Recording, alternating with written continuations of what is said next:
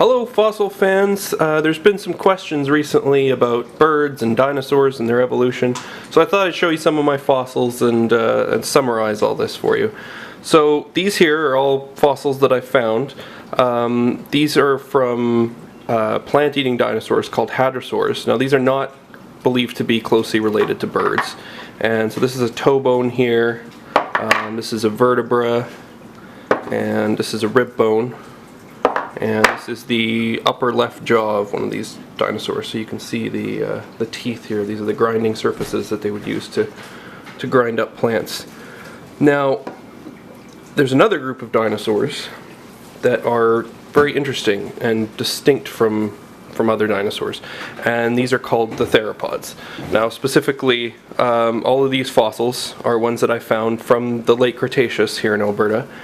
And they're from a subset of theropods called the Coelurosaurs. So the first group that we'll look at are the tyrannosaurs, or the tyrannosauroidea. Now, the later members of this group were very large. This includes, of course, Tyrannosaurus rex.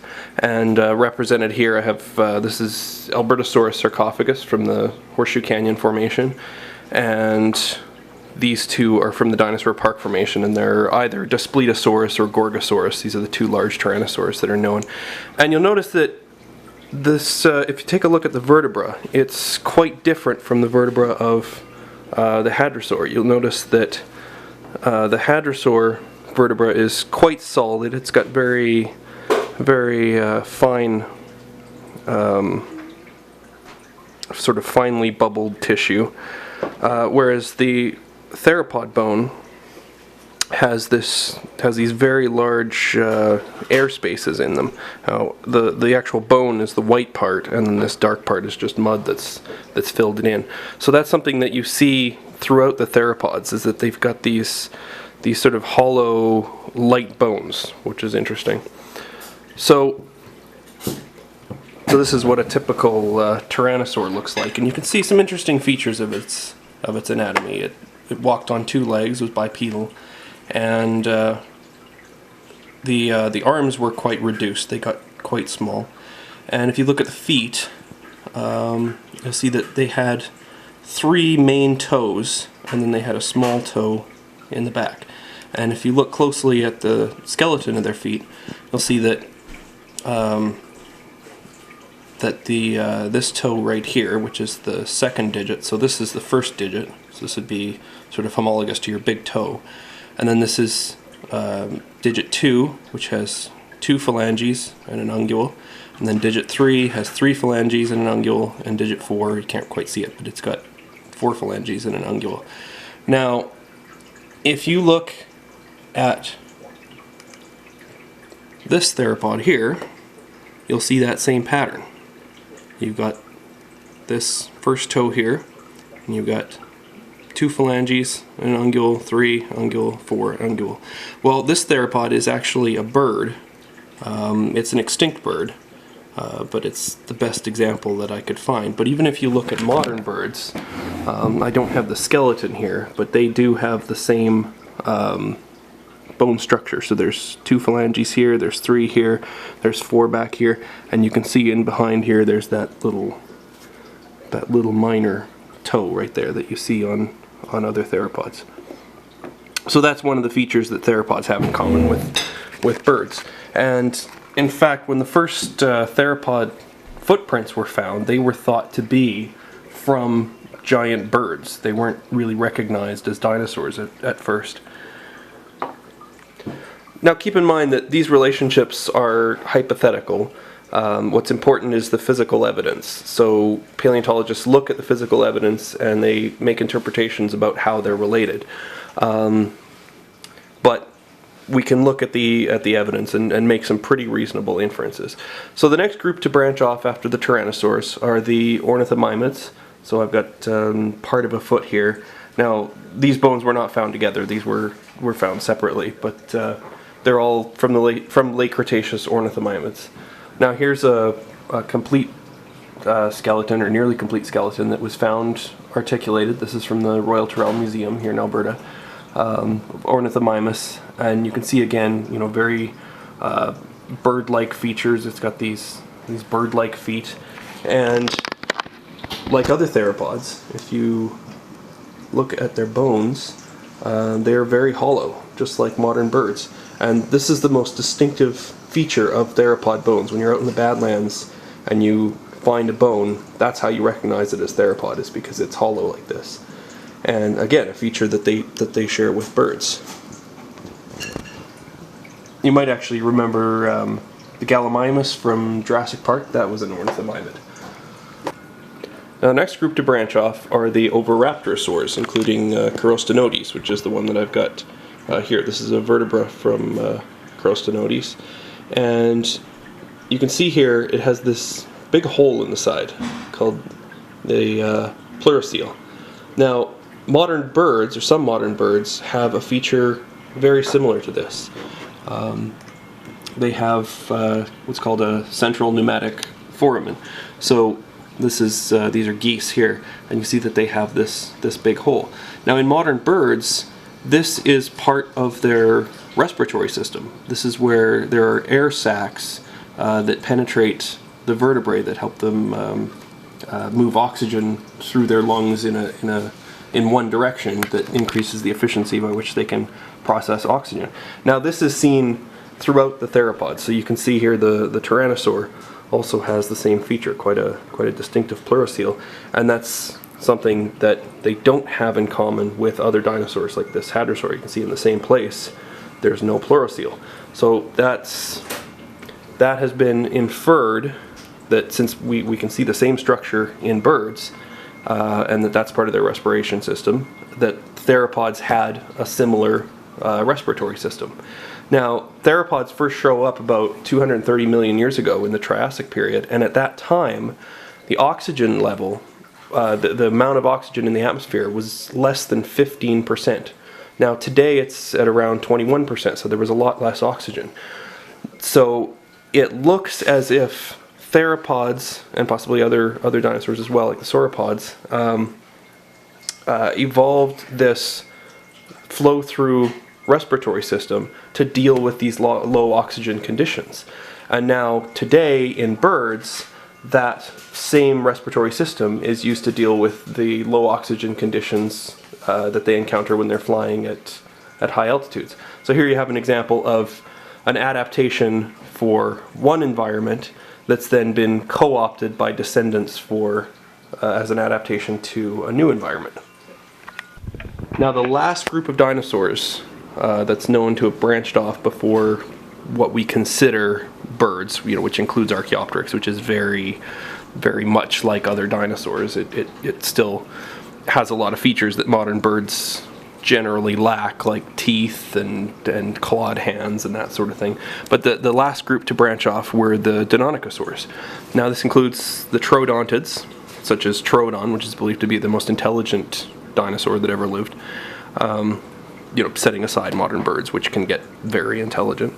And also the dromaeosaurs, or the raptors. So that includes things like Velociraptor and Dromaeosaurus. That's what this tooth is from here. This is Dromaeosaurus albertensis. This is Sauronitholestes. This is basically Alberta's answer to the Velociraptor. And if you look at this tooth right here, this is from Troodon. So this is that really intelligent dinosaur. And it has an interesting feature. It has a constricted root on the tooth. And this is a feature that is seen in the teeth of Archaeopteryx, which is the earliest known bird. So this is interesting. We're seeing a lot of very bird-like features in these Deinonychosaurs. And again, of course, you have the very, very hollow bones, very bird-like, very light. Okay, so here's a comparison of a few different dinosaur arms. So this is Ornitholestes. So this is one of the early theropods. And you can see that it had 3 fingers, and the wrist actually flexed sideways. It didn't flex up and down like our wrists do. It flexed sideways like this. It had what's called a semilunate carpal, which allows the wrist to flex sideways. So it had these 3 fingers.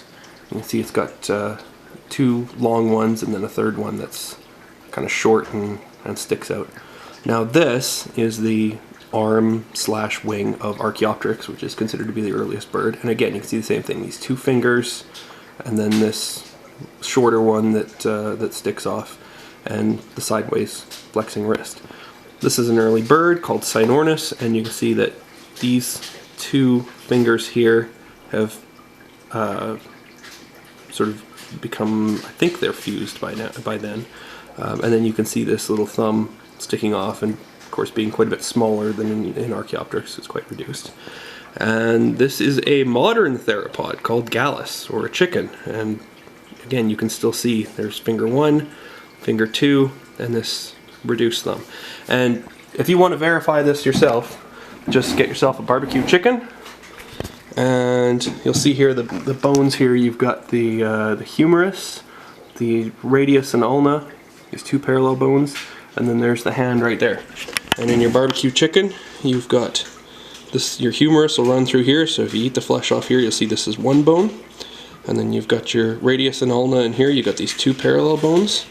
And then this here is actually the hand. So you can see this is finger 1, finger 2, and then here's the little thumb that sticks off.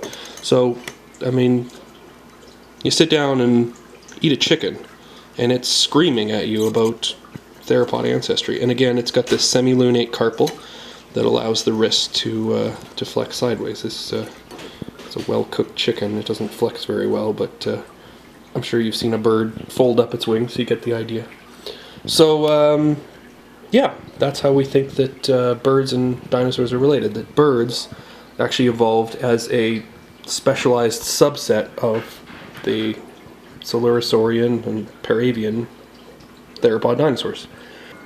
Now, so far I've brought you up to speed with where we were in the 1990s, around when Jurassic Park came out. Now, you might remember from Jurassic Park the Velociraptors. Now, Velociraptors are members of the family Dromaeosauridae, the raptors, which are a subset of the Deinonychus. So, even back then, this was believed to be one of the last groups of dinosaurs to branch off from the common ancestor shared with birds. So, there would have been this common ancestor sometime in the Jurassic period, and then one group led to the Deinonychus, including Velociraptor. And one group led to, you know, early birds with more general theropod features like Archaeopteryx, and then eventually modern birds with their distinctive modern features, the fused fingers, the shortened tail, and whatnot. So you might remember from Jurassic Park the scene where they found the Velociraptor skeleton, and Dr. Grant was pointing at the skeleton. He was pointing out bird features. He was saying, you know, look at the pubic bone, it's turned backward just like a bird. Look at the vertebrae full of air sacs and hollows, etc.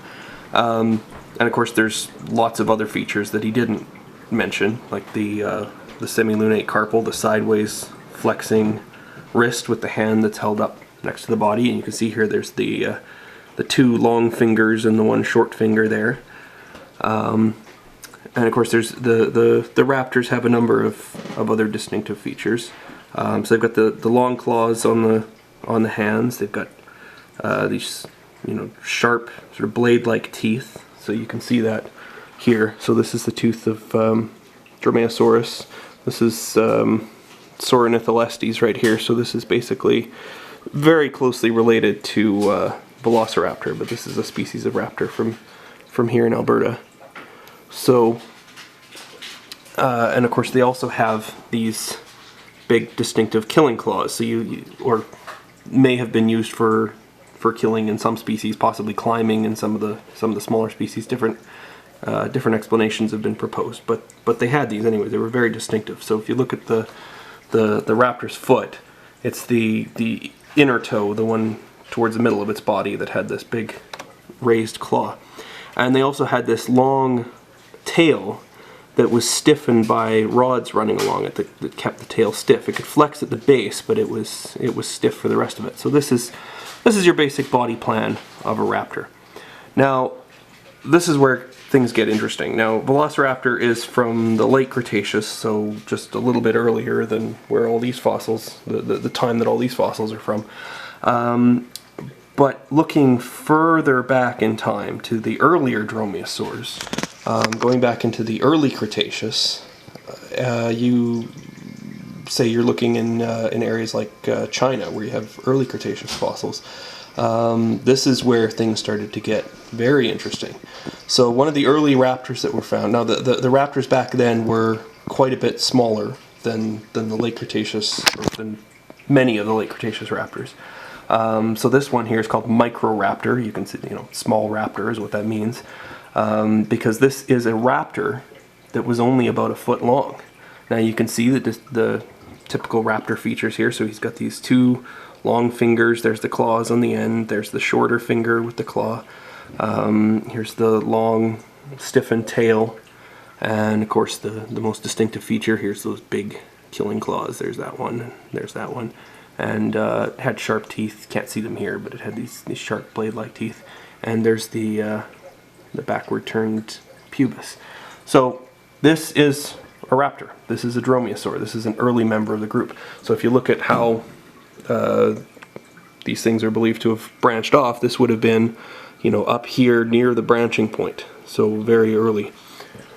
Now, of course, the most interesting feature about this fossil is that it was preserved under good enough conditions to preserve its integument, its what covered its body. And it turned out that rather than scales, I mean it would have almost certainly had scales as well, but it had feathers, and not just little fuzzy proto-feathers. It actually had very long, asymmetric, aerodynamic flight feathers coming off not only the arms, but also the legs. So, but it didn't have the musculature in the front here. See, if you look at a modern bird, they have this big keeled sternum here. Well, this creature lacks this. Now that sternum is used to anchor the flight muscles, the muscles that pull the wings down to the downstroke to give propulsion and lift. Now, this animal did not have this, so it would not have been capable of powered flight. But it did have enough large aerodynamic surfaces that it would have been able to glide. Well, in order to really take advantage of gliding, it probably would have had to be a tree climber. Now we know it lived in a forested environment. And if you think about the feet and hands of a squirrel, they have rather long, curved claws that hook into the bark. Well, if you're thinking about a raptor that's a foot long, and it has hands that face each other and come together and could have provided quite a bit of grip, and you think about the fact that the inner toe is the one that has the big claw, so again, if you were trying to grasp a tree trunk, that would make sense. This animal's anatomy makes sense for something that would have been climbing trees. So in reconstructions of Microraptor, it is generally believed to have been a tree climbing glider. So it would have glided, probably in a manner similar to modern flying dragons, those gliding lizards. And but yeah, it was not capable of powered flight, and it actually had basically two pairs of wings. So two sets of aerodynamic surfaces. So you can see the feathers on the arms and the feathers on the legs. And then it would have been capable of gripping bark and climbing up the trees, a lot like a modern flying squirrel. So this is believed to be a good model for the last common ancestor of the Deinonychus dinosaurs, which include the later big raptors like Velociraptors, and the ancestors of birds, so like Archaeopteryx and its recent ancestors. So this is what birds are believed to not exactly be descended from, but closely related to, or the common ancestor between birds and the big raptors would have been somewhat similar to these guys. But of course it's true that these guys did live at the same time as the earliest known bird, Archaeopteryx. And because you look at this branching pattern, what paleontologists are saying is that these early gliding raptors came from here on this branch, and Archaeopteryx came from here on this branch, and they shared a very recent common ancestor. And that's why they're so similar. So I mean, here's your Microraptor, you know, with its claws and long bony tail and sharp teeth and feathers. And here's your Archaeopteryx with claws. Here, you can see them. Same structure. There's the two long fingers, the short finger, the claws, long bony tail, teeth, and of course feathers. What made the Archaeopteryx very famous. So you look at these two animals and you compare them, and to use creationist language, they look like variations of the same kind of animal, and that's how we actually think of it. That, you know, you have this Paravian clade. This is, you know, you can call it the Paravian kind, and the Deinonychosaurs are one variation of that, and birds are another variation. So birds are not only descended from dinosaurs, they are in fact theropod dinosaurs. They are Paravian theropods.